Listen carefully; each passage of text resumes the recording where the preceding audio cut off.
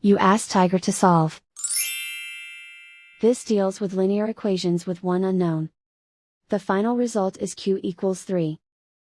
Let's solve it step by step. Simplify the expression. Expand the parentheses. Simplify the arithmetic. Group all constants on the right side of the equation. Add 22 to both sides. Simplify the arithmetic.